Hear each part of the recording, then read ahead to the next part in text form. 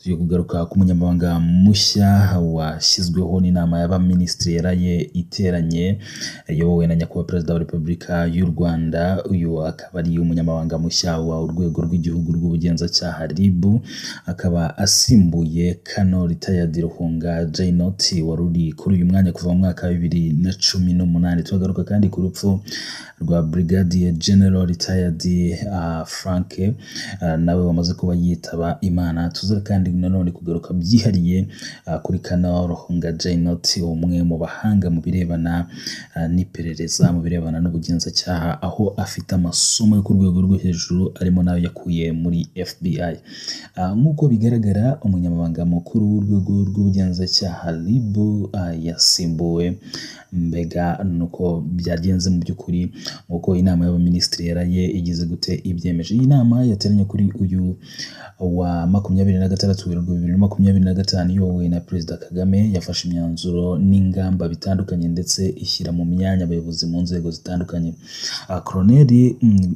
Colonel Pacifique Kayigamba Kabanda wahawe inshingano zo kuyobora RIB, yari asanzwe ari umushinjacyaha mukuru mu rukiko rwa gisirikare. Iteka rya Perezida ryo kuwa 26 Gicurasi 2023 ryagaragaje ko Kano Ruhunga yongerewe manda yo kuyobora RIB yungirijwe na Karihangabo Isabelle, ryasohotse mu igazeti ya leta yo kuwa 30 Gicurasi 2023. Ingingo ya 20 y'itegeko rishyiraho RIB iteganya ko umunyamabanga mukuru wungirije bagira manda y'imyaka 5 ishobora kongerwa rimwe gusa. Iri teka ryatangiye gukurikizwa ku munsi ryatangiriweho igazeti ya leta ya Repubulika y'u Rwanda. Icyakora agaciro karyo gahera kuwa 9 Mata 2023 kuri Kano Retired Ruhunga na Karihangabo Isabelle.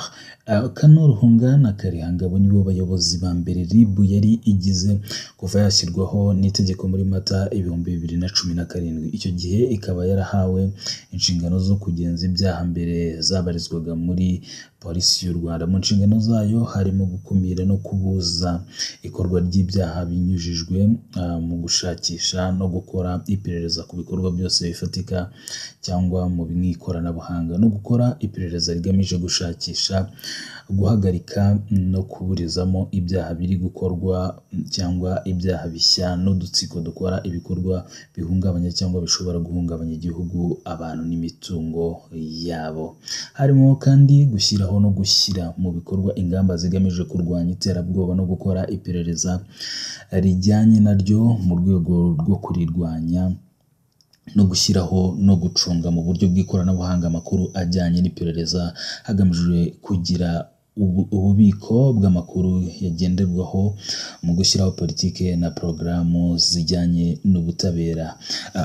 Mu by'ukuri rero uyu Kano mu by'ukuri Kano Pacifique Kayigamba Kabanda wahawe izi nshingano mu by'ukuri akaba asimbuye Ruhunga Jainot. Ushobora kwibaza uti se uyu mugabo wabaye umuyobozi mukuru cyangwa se umunyamabanga mukuru mu by'ukuri wa RIB ku nshuro ya mbere ni muntu ki? Kwa 9 Mata 2018 Perezida Kagame yashyizeho abayobozi b'urwego rw'igihugu rushinzwe ubugenzacyaha na Rwanda Investigation Bureau, mu by'ukuri ruzaba rukuriwe mu by'ukuri na Kano Ruhunga Jainot. Uyu munyamabanga mukuru wa RIB amazina ye yose yitwa Kano Ruhunga Kibezi Jainot, akaba ari umusirikare mukuru mu ngabo z'u Rwanda.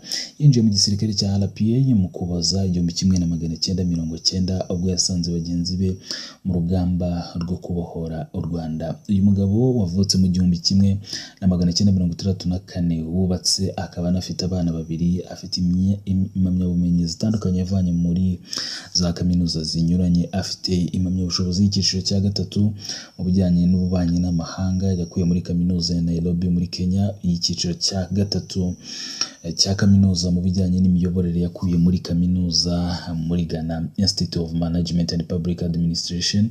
Afite impamyabushobozi icyiciro cya kabiri cya kaminuza mu mategeko yavanye muri kaminuza nkuru y'u Rwanda, iyo yavanye mu ishuri rikuru rya gisirikare muri Kenya. Afite kandi byihariye certificate cyangwa se icyemezo mu by'ukuri cy'ubushobozi, mu by'ukuri afite certificates zitandukanye mu by'ukuri, harimo mu by'ukuri ijyanye no kugenza ibyaha yabonye mu wa 2008 ayikuye muri FBI Federal Bureau of Investigation National Academy muri Leta Zunze Ubumwe za Amerika, yo kurwanya iterabwoba yabonye mu wa 2006 ayikuye muri George Marshall Centre yo mu Budage, iperereza yakuye i Pretoria muri Afrika y'Epfo mu wa 2003. Anafite impamyabumenyi mu gukurikirana ibyaha yabonye mu wa 2008 muri kaminuza ya Virginia muri Leta Zunze Ubumwe za Amerika. Kano Ruhunga yakoze imirimo itandukanye mu ngabo z'u Rwanda muri police y'igihugu n'ahandi, guhera mu 1994 kugera mu 1995.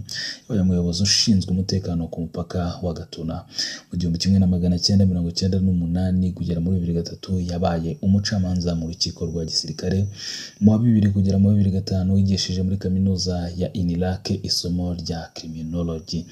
Mu wa 2003 kugera muri 2005 yabaye umuyobozi ushinzwe iperereza mu ngabo z'u Rwanda J2. Muri 2005 kugera muri 2009 yabaye komiseri ushinzwe iperereza muri polisi y'igihugu. Mu wa 2009 kugera muri 2010 yabaye commanding officer of maintenance battalion AG chief of J4 RDF. Mu wa 2011 kugera mu wa 2012 yabaye directing staff mu ishuri rikuru rya gisirikare rya Nyakinama. Naho mu wa 2012 kugera mu wa 2015 yabaye directing staff Kimaka Senior Commander and Staff College muri Uganda on East Directing Staff Exchange Program. Mu wa 2015 kugera mu wa 2016 yabaye umwarimu mukuru mu ishuri rikuru rya gisirikare rya Nyakinama. Mu 2016 kugera mu 2018 yari umuyobozi w'agateganyo w'ishami rishinzwe iperereza mu ngabo z'u Rwanda J2. Kano Ruhunga Jenoti avuga neza Ikinyarwanda, Icyongereza, Igifaransa n'Igiswahili. Guhera mu 2018 nk'uko twabivuze kugeza muri uyu mwaka 2025 yarakiriye umuyobozi mu by'ukuri wa Rwanda Investigation Bureau cyangwa se urwego rw'igihugu rw'ubugenzacyaha. Ku rundi ruhande rero Brigadier General Retired Frank Rusagara yitabye Imana kuri uyu wa gatatu mu by'ukuri tariki ya 26 Werurwe 2025 azize uburwayi bwa kanseri yari amaranye iminsi nk'uko ibinyamakuru bitandukanye byo mu Rwanda byakomeje kugenda bibitangaza. Brigadier General Retired Frank Rusagara wahoze mu ngabo z'u Rwanda yatawe muri yombi mu mwaka wa 2014 akurikiranyweho ibyaha birimo kwamamaza nkana, ibihuha no kugomesha rubanda abangisha ubutegetsi buriho, gukora igikorwa kigamije gusebya leta ari umuyobozi ndetse no gutanga imbunda binyuranije n'amategeko.